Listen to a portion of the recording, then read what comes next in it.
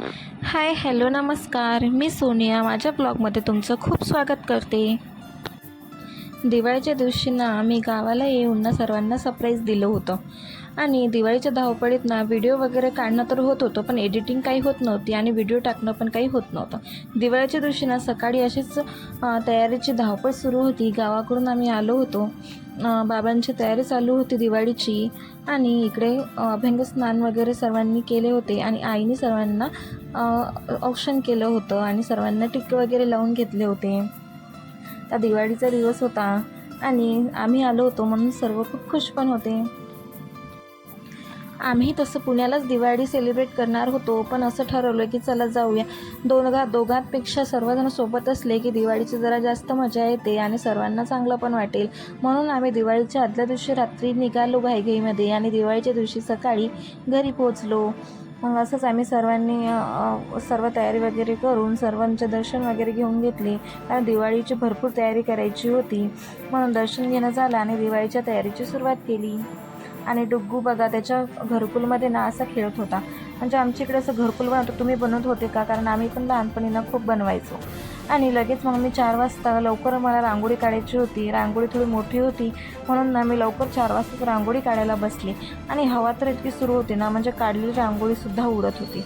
आणि लक्ष्मीचं डेकोरेशन पण मला थोडं करायचं होतं. मी असे व्हिडिओ वगैरे पाहून ठेवलेले होते की असं म्हणजे टेपचा वगैरे यूज करून ना असं सिक्क्यांचं मला असं डेकोरेशन करायचं होतं, म्हणून मी तेच करायचा प्रयत्न करत होते. म्हणजे आणखीन मला 2-3 डेकोरेशन करायचे होते, मग तेच मी सुरुवात केली.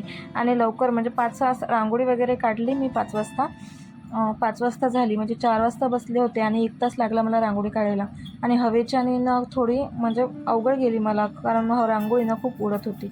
म्हणून मी रांगोळी काढून घेतली. 5-5:30ला माझी रांगोळी काढणं झाल्यानंतर ना मी हे डेकोरेशनला सुरुवात केली. म्हटलं लक्ष्मीपूजनच्या वेळेवर ना हे असं डेकोरेशन झालं पाहिजे. तर मी हे असं पूर्ण कंप्लीट झाल्यानंतर त्याचा लुक हा असा येत होता. नंतर मला आंब्याच्या पानांचं पण असं डेकोरेशन करायचं होतं. म्हणजे एका वाटीमध्ये ना असं हे पानं भोवताली पूर्ण अशी आंब्याची पानं लावायची होती. त्याला मी डबल टेप लावून असं पूर्ण चिटकवून घेतलं होतं. आणि त्याचं असं म्हणजे कमळाच्या फुलासारखं असं तयार करायचं होतं. आणि आणखी पानं वगैरे लावून मी तसं तयार केलं होतं ते. म्हटलं थोडंसं डेकोरेशन वगैरे असलं ना की लक्ष्मीपूजन पण छान वाटते, म्हणून मी तेच करत होते.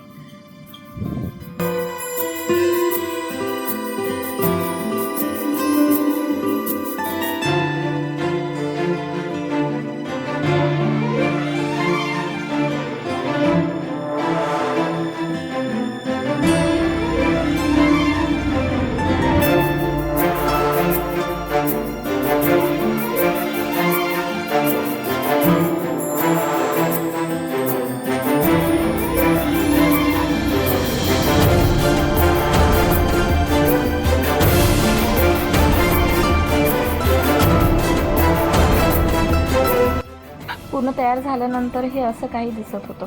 म्हणजे याला ना मला असं त्या याच्यावर असं ठेवायचं होतं आणि त्याच्यावर तांदळामध्ये लक्ष्मीची मूर्ती ठेवायची होती.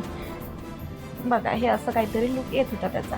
आणि ते डबल टेपने ना मी पूर्ण फिट केलं होतं, म्हणजे हलायची गरज नाही. आणि पूर्ण लक्ष्मीपूजन झाल्यानंतर माझी पूजेची मांडणी ही अशी केली होती. म्हणजे मी एकटीने नाही केली, आईनी बाबांनी आम्ही सर्वांनी मिळून ती पूजा केली होती.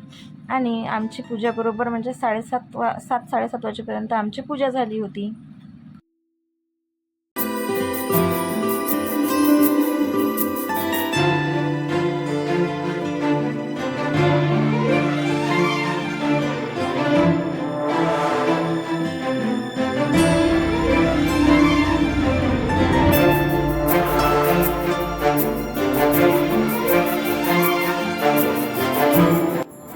पूजा झाल्यानंतर ना सर्वांनी फटाके फोडले. मी तर आतापर्यंत मला फटाके फोडण्याची तर खूप भीती वाटते, पण मी म्हणजे असे झाड वगैरे असं काही 2-3 फटाके फोडलेत. जास्त फटाके मला आधीपासून फोडण्याचा जास्त काही असा शौक नाही आहे, पण फोडले 1-2 वगैरे. म्हणजे यांनी फोडले, घरच्यांनी फोडले आणि दिवाळीचं सेलिब्रेट केलं.